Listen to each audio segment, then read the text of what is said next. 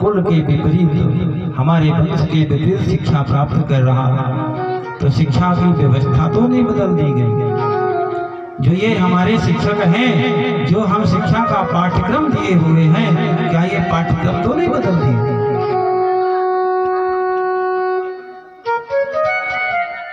पहले हमारे यहाँ जब पढ़ाई होती थी ना, तो हमसे जो अधिक उम्र के लोग हैं या अपनी उम्र तक हम देखे हैं, जब शिक्षा में लोग पहली अथवा दूसरी क्लास में जाते थे तो शिक्षा का प्रारंभ होता था श्री गणेशाय नमः। इसको सिखाया जाता था श्री गणेशाय नमः। लेकिन आज इसे धर्मनिरपेक्षी, जो अपने आप को धर्मनिरपेक्ष कहते हैं, वो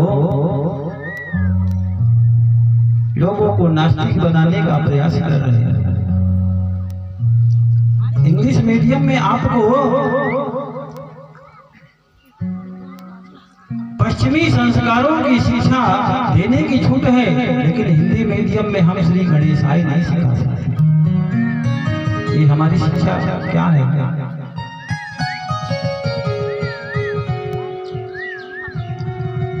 आज हिरण्यकश्यप पुनः आता है, कहता है पुत्र,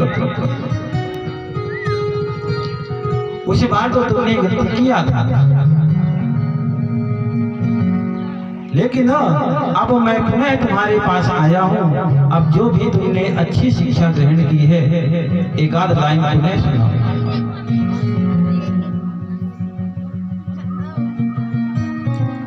प्रहलाद पुनः कहता है, हे पिताश्री, मैंने सुना है जीवन का सार वास्तव में नारायण है।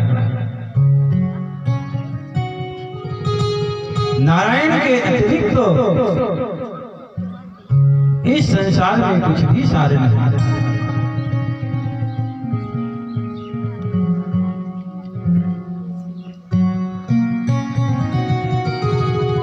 हे दुर्विनीत मंदात्मन कुलभेद कराधम स्तब्धम चाशनोद्भूतम नेष्येतादयमक्षयम्।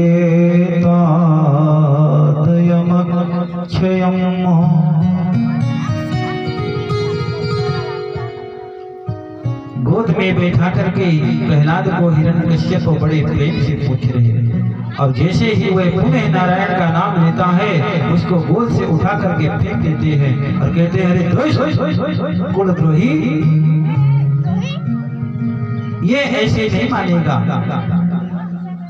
अब इसका संस्कार परिवर्तित हो चुका है। ऐसे पुत्र के रहने से अच्छा है इस पुत्र की मृत्यु हो जाए। सैनिकों से कहता है, इसको जैसे भी हो, जिस ताड़ना से इसकी मृत्यु हो, इसको मृत्यु दंड दो। लेकिन जाको राखे साइया मार सके, जिसकी रक्षा मेरा गोविंद दिन रात करता है। जब हम भगवान पर समर्पित हो जाते हैं, तो हमारी रक्षा की जिम्मेदारी भगवान ले लेता है। सैनिक उसको पहाड़ से गिरा करके मारने का प्रयास किए, समुद्र में डुबाने का प्रयास किए, अग्नि में जलाने का प्रयास किए, तब भी उसकी मृत्यु नहीं हुई। हिरण्यकश्यप कहता है, ठीक है, इतना ताड़ना इसको दे दिया गया, मृत्यु नहीं हुई तो क्या हुआ, डर तो गया होगा। उन्हें आश्रमों में भेज देता है और कहता है, जाओ अब इसको अच्छे से पढ़ाना।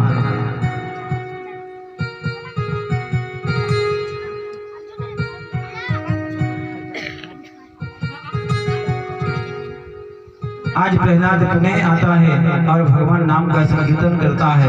उसके जो मित्र हैं कहते हैं, अरे मित्र,